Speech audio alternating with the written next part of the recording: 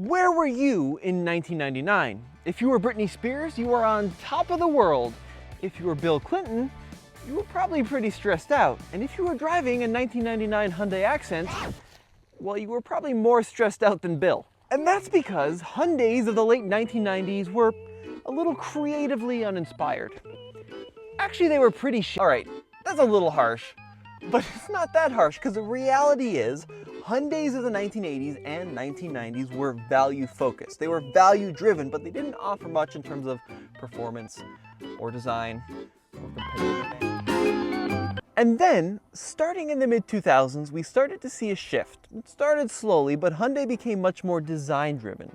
They became much more engineering driven while still maintaining that excellent value. And that shift started slow, but by 2010, 2011, 2012, it started to ramp up increasingly. And then all of a sudden, you could buy a car that had better design, equally as good engineering, and better value than a lot of the Japanese competitors. And then came the luxury options from South Korea. Now I'm talking about two cars in specific, the Equus and the Hyundai Genesis, which sidebar could be had with either a 4.6 or even a 5-liter V8. Did you know that? With rear-wheel drive.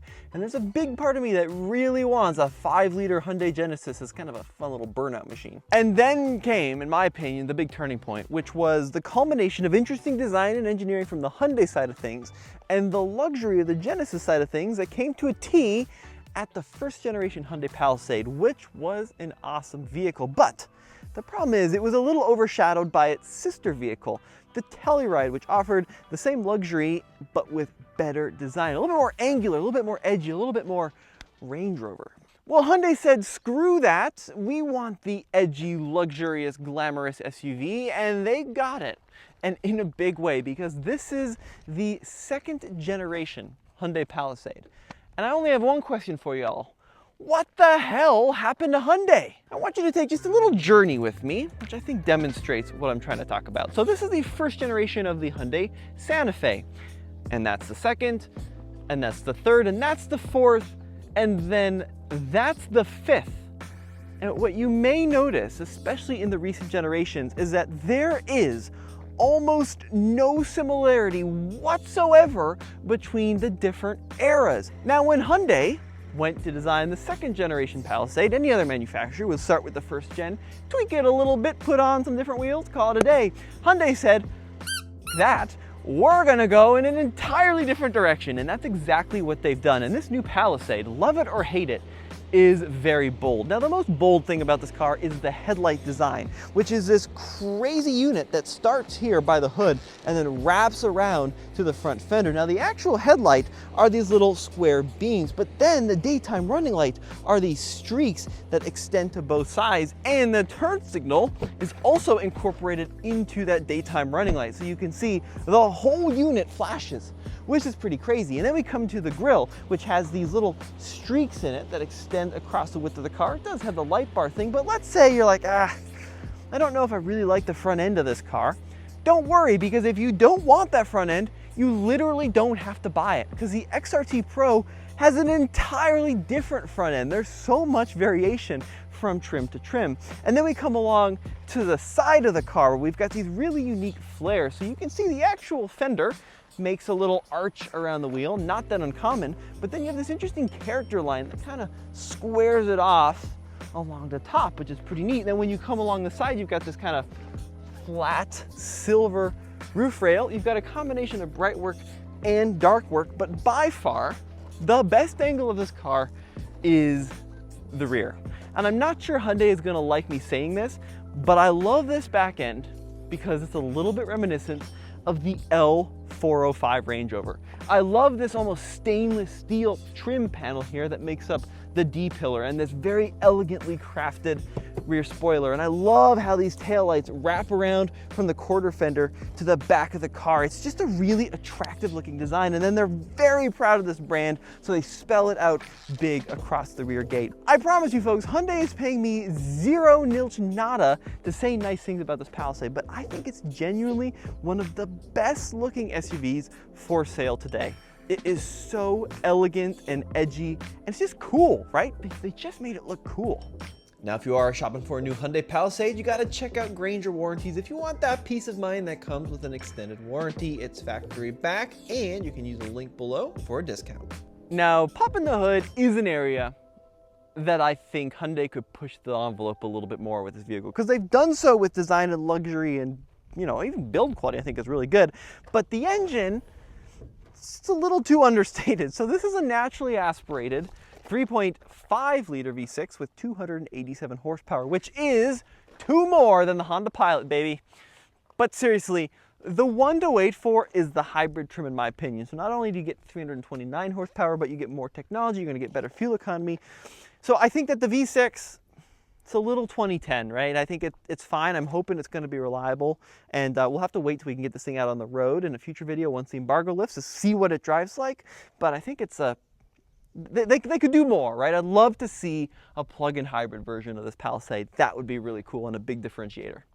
Now, by far, the best part about this new Palisade is the interior, and a lot of manufacturers will put nice feeling materials, but what I think Hyundai has done incredibly well with this calligraphy interior is not only incorporate good feeling Nappa leathers, but a lot of cool design. And I love this curved dashboard that kind of wraps its way around the entire focal point of this car. And look, they said they modeled this after mid-century modern, and a lot of manufacturers claim a lot of things and then they don't look at all like what they claim they look like, but you really do get to see some of that mid-century modern feel on the interior of this car. And there's a lot of other cool little features in here. For example, what I'm doing right now to this passenger seat is I'm putting it into a relaxation mode, so it folds back and then a little ottoman actually pops out from the base of the seat. Now you can really road trip in ultimate comfort over here, which is very cool. But everything you touch in here feels very upscale. So the quality of the materials on the steering wheel feels really good. The stitching feels really nice.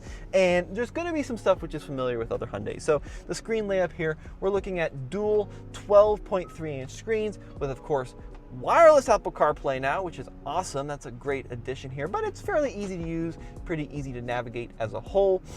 This is a cool feature.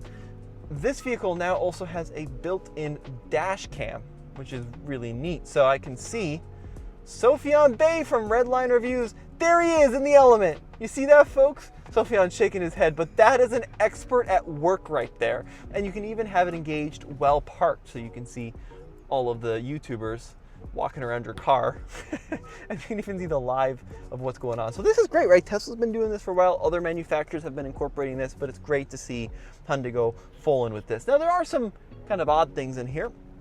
For example, the little shifter that kind of juts out of the dashboard. It's a little bit weird in how that works. But as a whole, this is a really useful interior, and I like that they still left some physical controls in here, right? So we have volume and tune knobs. Big win for me. We've got shortcuts for map, for audio, that kind of thing. And then down here we have a climate control. This is a touch sensitive panel, which is not my favorite, but it is nice. You do have a couple of chunky knobs still left. Now, moving further back, this calligraphy, it's a little bit of 50 Shades of Brown in here, but I kind of love it because I love the 70s.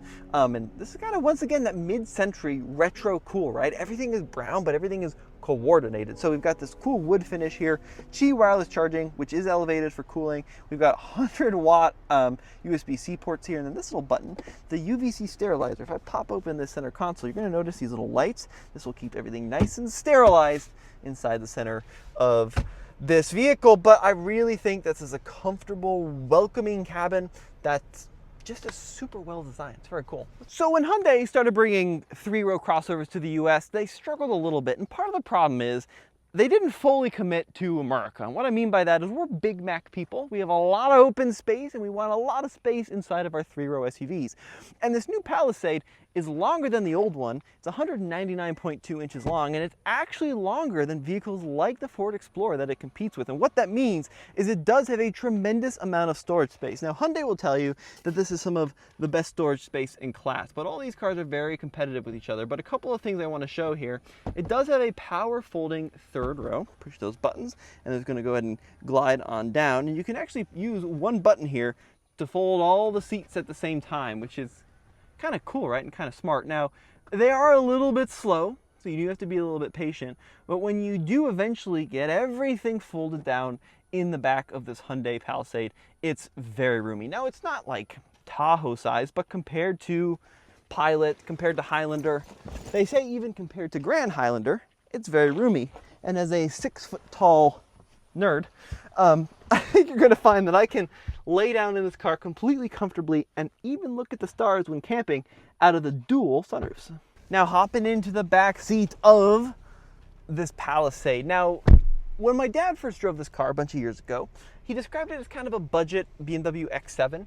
And this one is even more so, and there are some features in this car you simply can't get in the BMW X7. Now these seats, we do have captain's chairs in this top trim calligraphy. However, if you want to spend less and get more, you can get this vehicle in a full 8-seater configuration. But let me walk you through some of the cool features here. So we've got a full suite of climate controls. It is a single zone for the back seat, but look at this, heated and ventilated second row, which is an ultimate luxury feature. You, of course, as Sophian would say, have the peasant blockers, and you've got a Bose 14-inch audio system, and the seats are full power back here with a relax mode in the second row.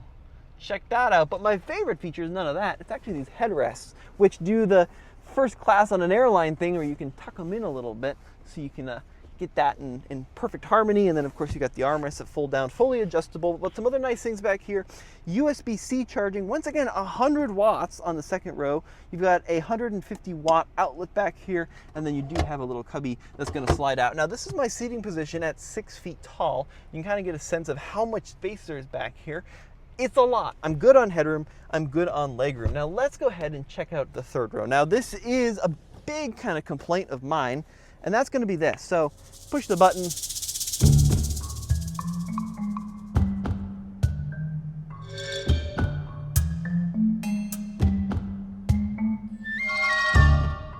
And now I'm ready to retire as I hop into the back seat of the Palisade. Once you are finally back here, it's okay. Now let me, oh God.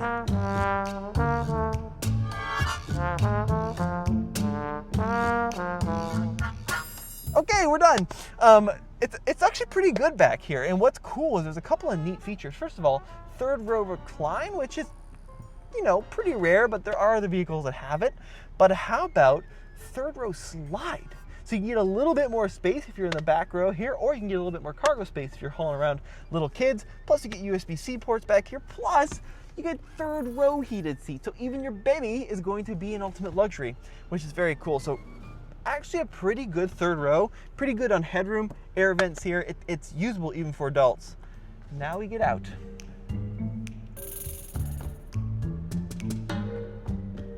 It's slow, right, Sophian? Yes. It's too slow. Yes. This is kind of absurd. Now, as Sophian pointed out, if you don't want those slow second row seats, don't get a calligraphy, get one with manual second row seats. And he's right. However, this is one of the few instances I would argue you want the top trim spec, because I think that this Hyundai is actually pretty decent value. Now, as spec'd, fully loaded, we're looking at about $56,000, which is not cheap. But hear me out for a second. When you look at this vehicle compared to EV9 and Ioniq 9, those are going to be tens of thousands of dollars more on the top end. And then when you consider the average new car price now is like $48,000 or $49,000 for 55, 56, that's a lot of luxury. It really, really is. So I'd love to hear your input on the matter, what you think of the new Hyundai Palisade, and as always, has been Tommy behind the camera, Sophian. We'll see you next time. Check out Redline Reviews if you want a full driving review. Check out TFL if you want more of me, which you probably don't, but we'll see you in the next one.